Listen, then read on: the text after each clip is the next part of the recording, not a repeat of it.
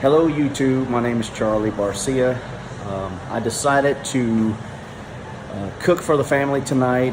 We were kind of all craving some ball crabs, and spur of the moment I just decided to cook enough just for the family. I know typically when we do these we use either a 80 quart, 120 quart, or even a 200 plus quart big professional pot, but tonight I'm just going to put something together real easy, real quick and simple for the family. It was spur of the moment, so I really didn't have a lot of time to prepare. They were just craving it. So here we go.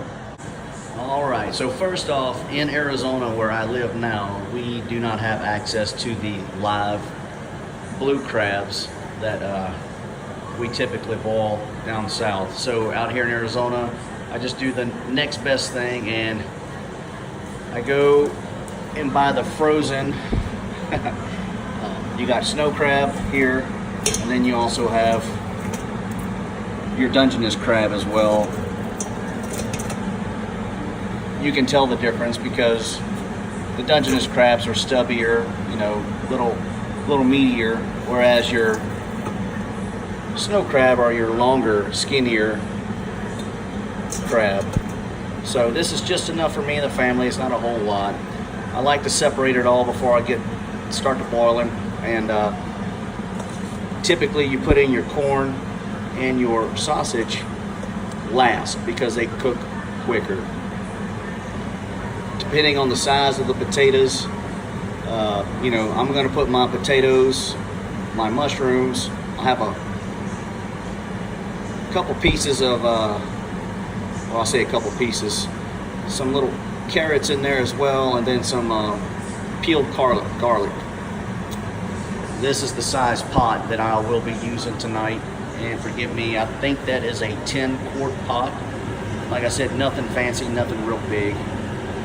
We'll go ahead and, I would say turn the fire on, but there's really no fire. It's an electric stove. So I've already seasoned the water.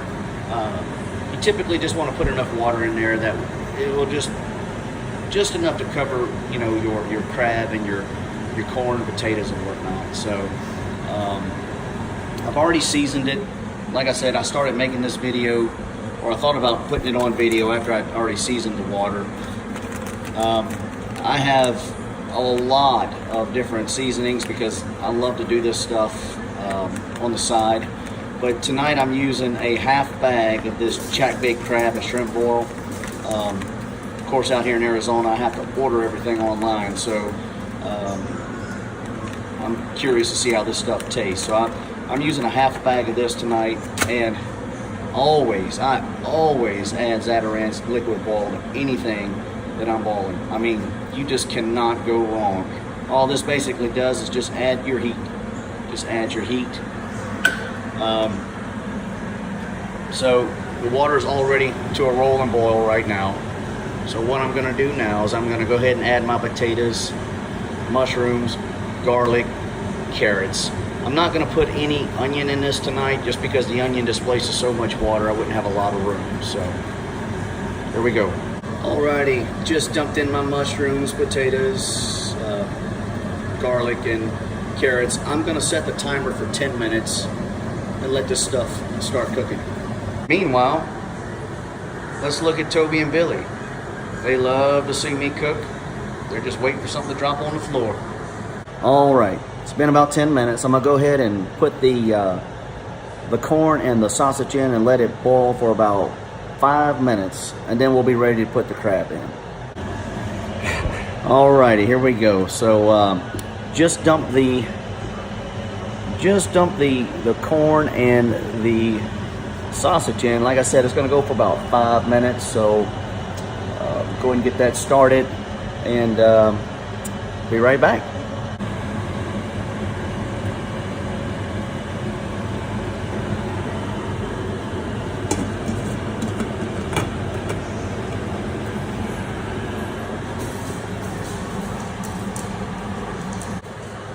So I'm going to go ahead and dump the crab in. It's ready. So hope I don't burn myself.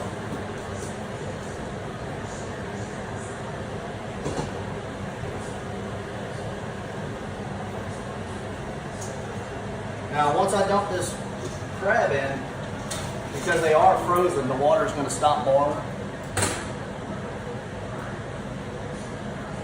So now what I'm basically going to do is stir it up, wait until I see the water come back to not a rolling ball, because keep in mind, these frozen crabs are actually already cooked. So essentially all I'm doing is defrost them and seasoning them. So whenever I see it start to bubble a little bit, it's about to come to a good boil, I'm going to shut it off and I'm going to let it sit for probably about 10 minutes and then that's it. So, be right back. All right, it's getting close, Let's look. So, you see how that water's starting to move around a little bit? About another 30 seconds. Ready to rock and roll. And this is where it's going to end up, right in the middle of your table. So you might want to get yourself a pretty large pan and prepare for it. That way you're not fumbling around and scrambling trying to get a place to dump it all. So we're not going to dump it on the table. The old lady would kick my tail. So be right back. Alrighty, I think it's about that time. Oh, did I make a mess? She is going to kick my butt.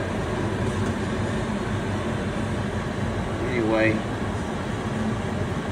the water's starting to move around pretty good. That looks about right. So what I'm going to do now is I'm going to shut the fire off, or the electric off. I think y'all know what I mean.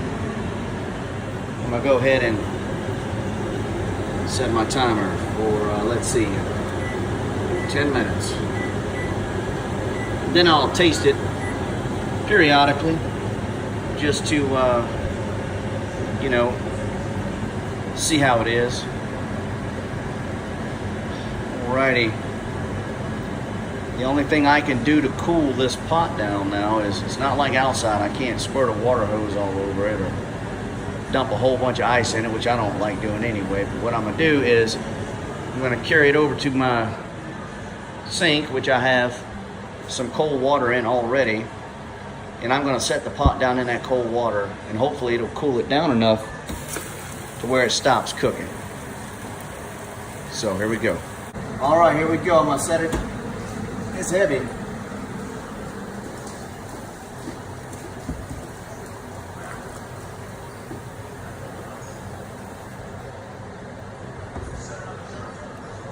All right.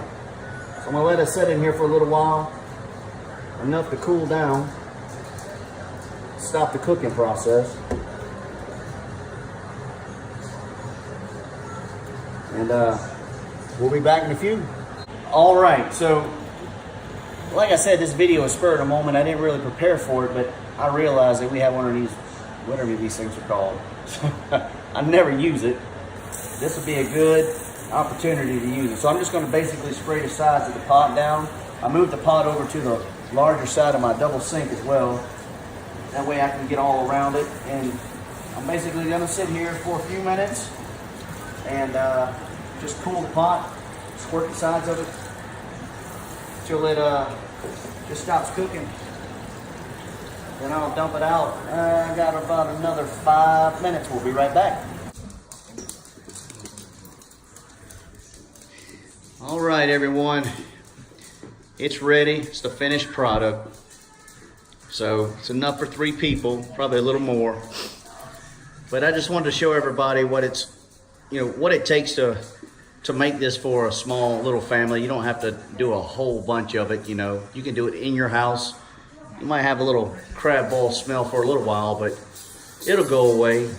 And if anybody comments, I know you've heard the expression, there's more than one way to skin a cat. Well, there's more than one way to ball seafood. Everybody's got their own little ways, and nobody's way is wrong. And it's whatever you like. And this is just something I put together real quick for my family and just to eat tonight. So anyway, I hope you enjoy the video. And if you have any questions, or if you'd like to have a better breakdown of this, just leave a comment and I'll try to get with you. Take care.